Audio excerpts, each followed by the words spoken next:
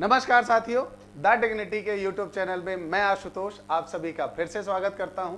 दोस्तों, आज हम इस वीडियो में आईबीपीएस के द्वारा जो आरआरबी के लिए न्यू नोटिफिकेशन आपका जारी किया गया है, उस नोटिफिकेशन के अंतर्गत जो बताया जा रहा है लगभग 8612 पोस्ट है, नोटिफिकेशन आउट हो चुका है।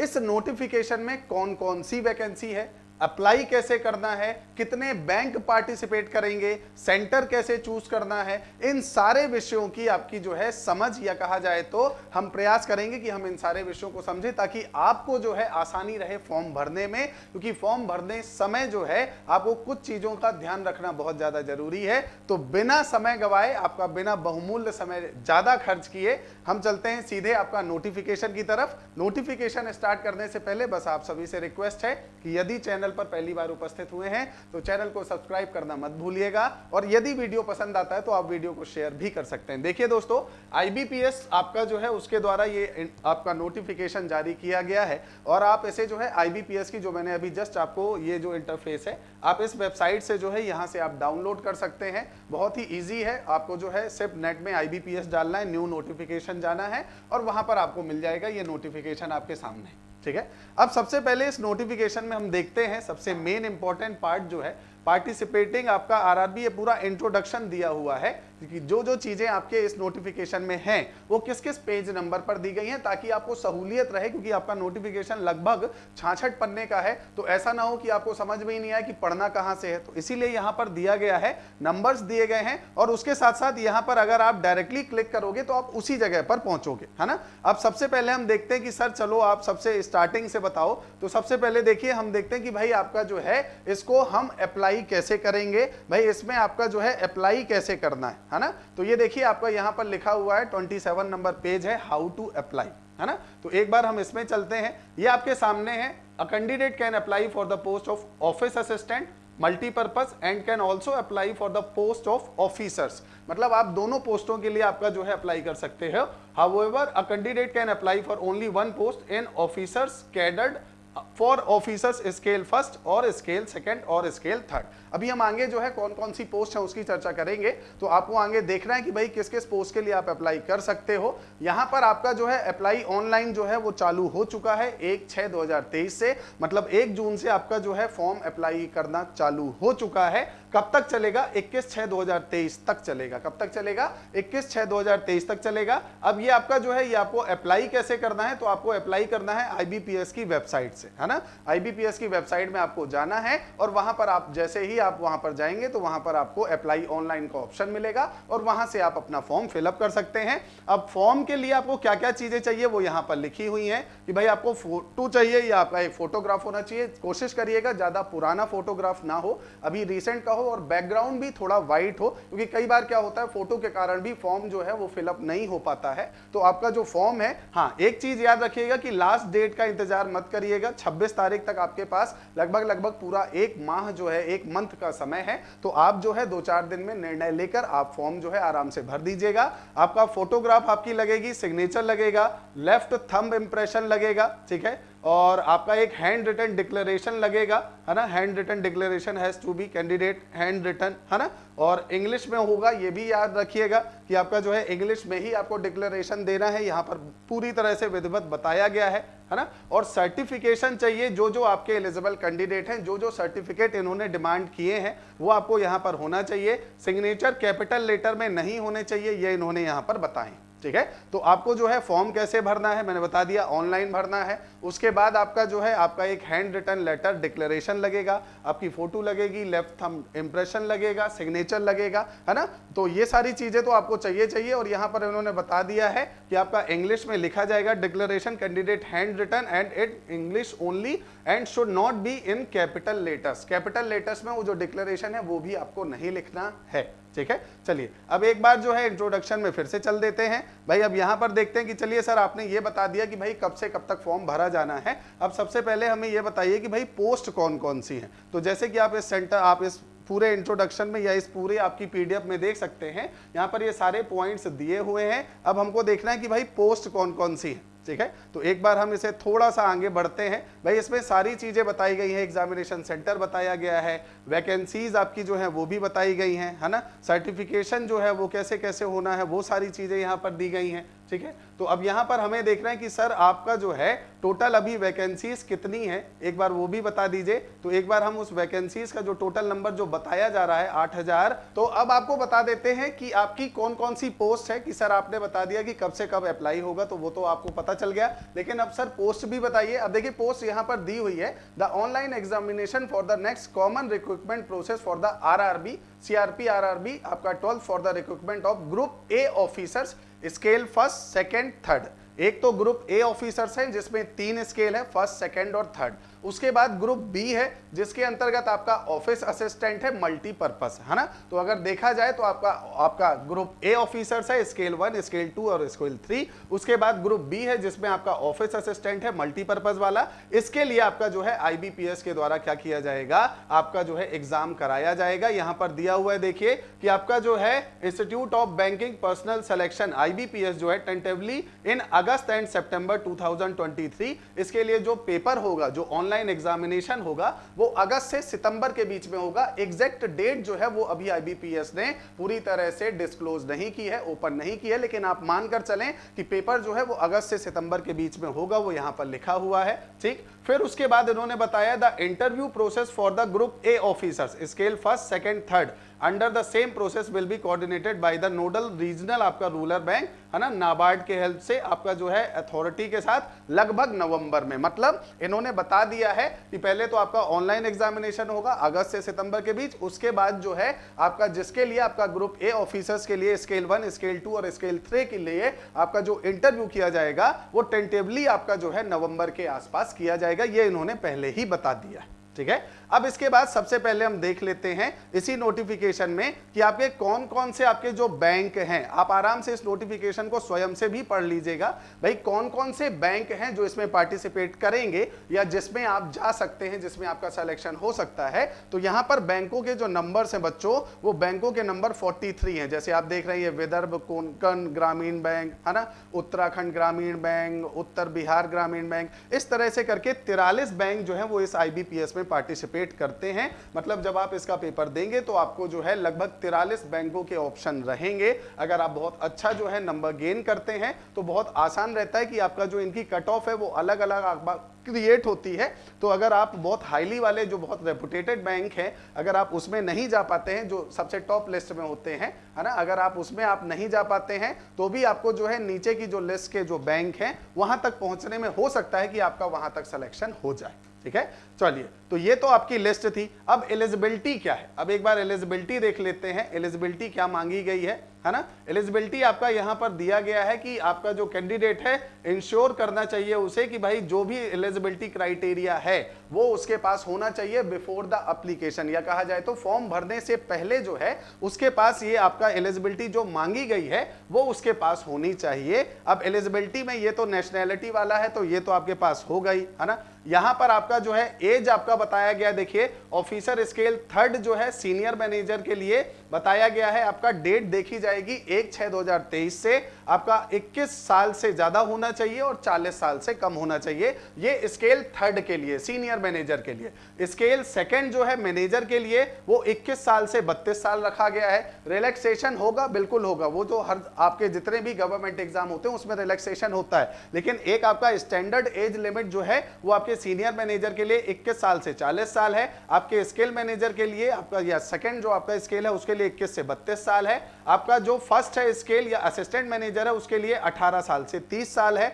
ऑफिस असिस्टेंट जो मल्टीपर्पज है उसके लिए आपका जो है 18 से 28 साल है। तो अब इनमें से किस पोस्ट के लिए आप अप्लाई करना चाहते हैं उस हिसाब से आप देख लीजिएगा, चयन कर लीजिएगा और उसके बाद भी फॉर्म भरिएगा, ठीक। यहां पर आगे ये आपका रिलैक्सेशन है, वो जो सेम मोस्टली आपके गवर्नमेंट एग्जामों में रहता है जैसा रिलैक्सेशन वैसा ही यहां पर है। आपके शेड्यूल कास्ट और शेड्यूल ट्राइब या SC ST के लिए आपका 5 साल है, OBC के लिए 3 साल है ना, और जो डिसेबिलिटीज वाले पर्सन है उनके लिए 10 साल है। तो इस तरह से आपका ये क्राइटेरिया यहां पर दिया हुआ है, ठीक है। अब आप इस नोटिफिकेशन में ऐसे कंटिन्यू आगे बढ़ते जाएंगे, ये बेंचमार्क डिसेबिलिटीज, ये OC क्राइटेरिया है ना, ये सब यहाँ पर इसी तरह से दिया हुआ है। हालांकि ये जो है ये आपके काम का नहीं है भाई, आपको तो सिर्फ सिर्फ इतना देखना होता है कि भाई आप उस एज लिमिट में हैं या नहीं, वो अगर नहीं है तो आपका क्राइटेरिया कौन सा है, भाई आप किस कम्युनिटी से बिलोंग करते हैं, उस हिसाब से आपको उतना जो है रिलैक्सेशन मिल जाएगा। ठीक है, बाकी तो ये पूरा डिटेल दिया गया है कि भाई आपकी कौन कौन सी डिसेबिलिटीज हैं, किस प्रकार से उन डिसेबिलिटीज को हमें देखना है या किस प्रकार से हम देखेंगे, है ना। अब उसके बाद हम आगे और बढ़ते हैं। भाई एज तो मैंने आपको जस्ट बता दी है, रिजर्वेशन यहाँ पर दिया है कैंडिडेट के लिए, है ना। अब उसके बाद देखते हैं एजुकेशन क्वालिफिकेशन की भाई क्वालिफिकेशन क्या क्या मांगी गई है, वो बहुत इंपॉर्टेंट है क्योंकि यहाँ पर बोला जा रहा है हर जगह पर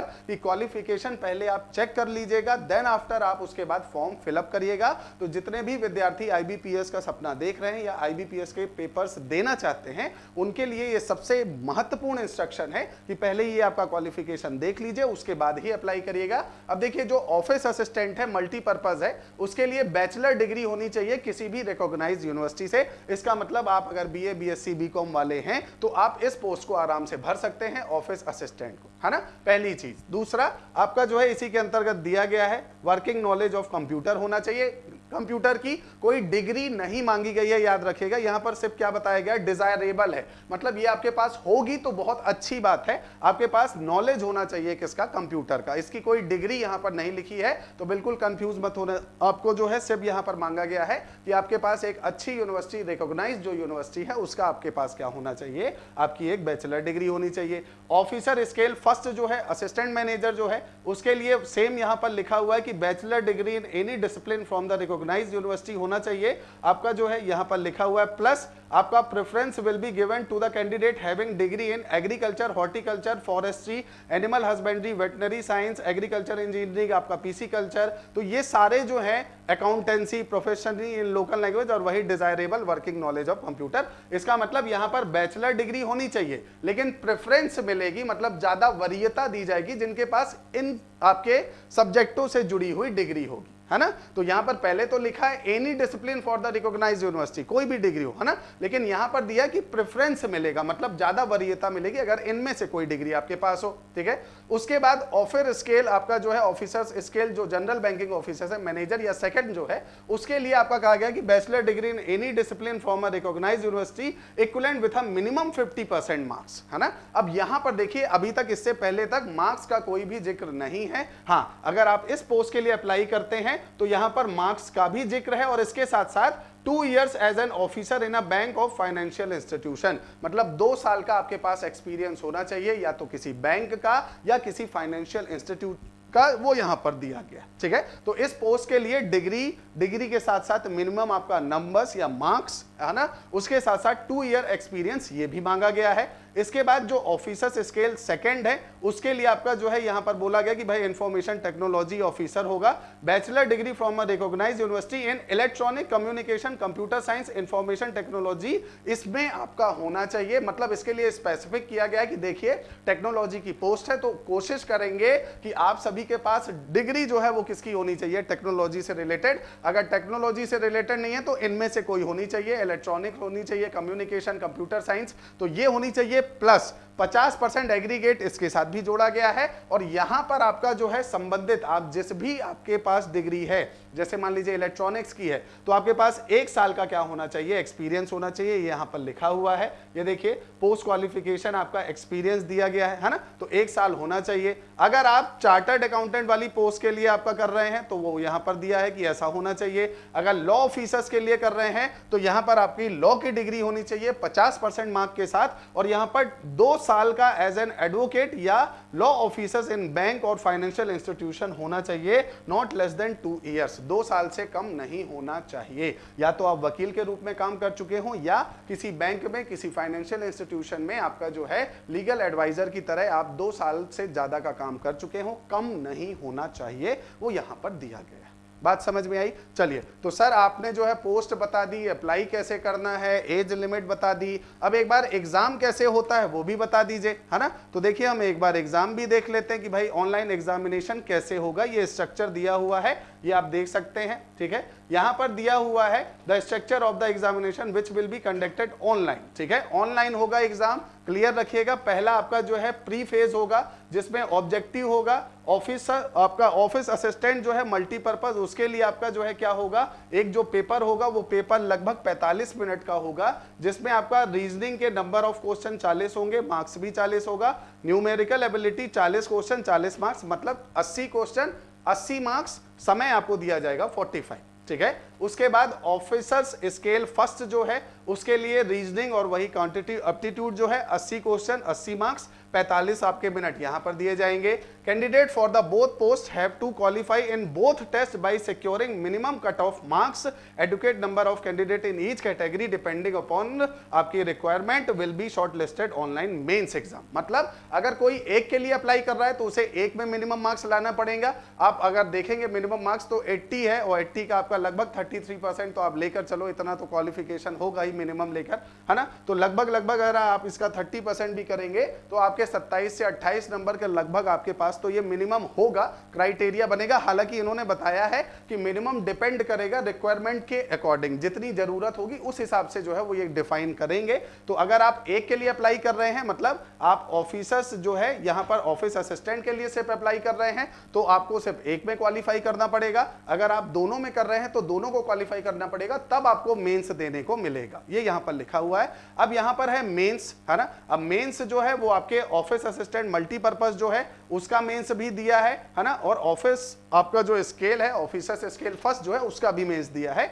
अब अगर पहले हम देखें ऑफिस असिस्टेंट जो मल्टीपर्पज है उसका जो मेंस है उसमें आपकी रीजनिंग होगी, दूसरा कंप्यूटर नॉलेज होगा, तीसरा जनरल अवेयरनेस, चौथा इंग्लिश लैंग्वेज इंग्लिश में ही होगी, प्लस इसके साथ साथ हिंदी भी है और न्यूमेरिकल एबिलिटी है ना। और सभी के कितने कितने क्वेश्चन होंगे, 5 पार्ट हैं और आपके सभी के 40 क्वेश्चन होंगे, मतलब 200 क्वेश्चन होंगे। नंबर्स की बात की जाए तो देखिए रीजनिंग के 40 क्वेश्चन के आपके 50 मार्क्स होंगे, प्लस कंप्यूटर के 40 क्वेश्चन के 20 मार्क्स होंगे, जनरल अवेयरनेस के 40 ही रहेंगे, इंग्लिश के 40 रहेंगे। हाँ, न्यूमेरिकल एबिलिटी और रीजनिंग अगर आप ये दोनों देख रहे हैं तो मैथ और रीजनिंग अगर सामान्य भाषा में कहा जाए तो मैथ और रीजनिंग के 40 क्वेश्चन के कितने मार्क्स होंगे, 50 मार्क्स होंगे। तो मतलब मैथ रीजनिंग का वेटेज ज्यादा है, कंप्यूटर नॉलेज का बहुत कम है, क्योंकि आपका 40 क्वेश्चन के बाद 20 आपके नंबर जुड़ रहे हैं या आपके डिफाइन किए जा रहे हैं। टोटल क्वेश्चन 200 होंगे, टोटल नंबर्स भी क्या होंगे, 200, ठीक है। और यहां पर आपको टाइम मिलेगा 2 घंटे का मिलेगा, मतलब 120 मिनट के आसपास मिलेंगे।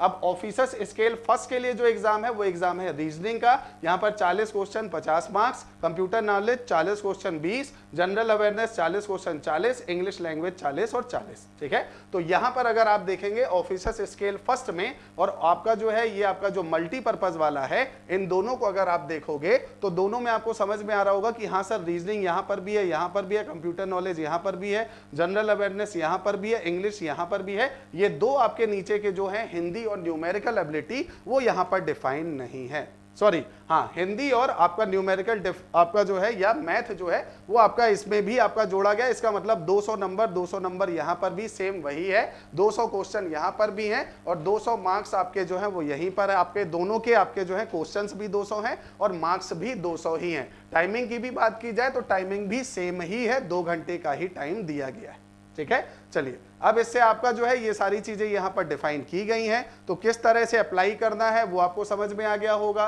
किस तरह से आपका जो है टाइमिंग आपकी कितनी है वो आपको समझ में आ गया होगा। और इसके अलावा कुछ इंपॉर्टेंट आपकी न्यूज जो इसमें बची है वो भी आप एक बार देख लीजिए कि आपका जो है ये ट्रेनिंग जो है वो कैसे होगी वो यहां पर दी गई है, ठीक है। आपका अलॉटमेंट कैसे होगा, आइडेंटिफिकेशन वेरिफिकेशन कैसे होगा, कट ऑफ स्कोर एक बार देख लेते हैं, ठीक है। अब यहां पर कट ऑफ स्कोर की बात की जाए तो ऑफिस असिस्टेंट के लिए दिया गया है, candidate will be required to obtain a minimum score in each test of online mains exam to be considered to be shortlisted for the provisional allotment depending on the number of vacancy available in each state. Candidate will be shortlisted for the allotment. मतलब अभी आपका कोई number नहीं बताया गया है, लेकिन state के अकॉर्डिंग जितनी नीड होगी उस हिसाब से आपको एक मिनिमम नंबर बताया जाएगा और वो आपको जो है क्वालिफाई करना होगा, तभी आपका जो है आगे अलॉटमेंट आपको मिलेगा। तो मतलब मेंस का इन्होंने अभी भी कुछ ऐसा रेक्टिफाई नहीं किया कि इतना होना ही चाहिए, है ना। वो डिपेंड करेगा कितनी पोस्ट है, कितनी आपकी रिक्वायरमेंट है।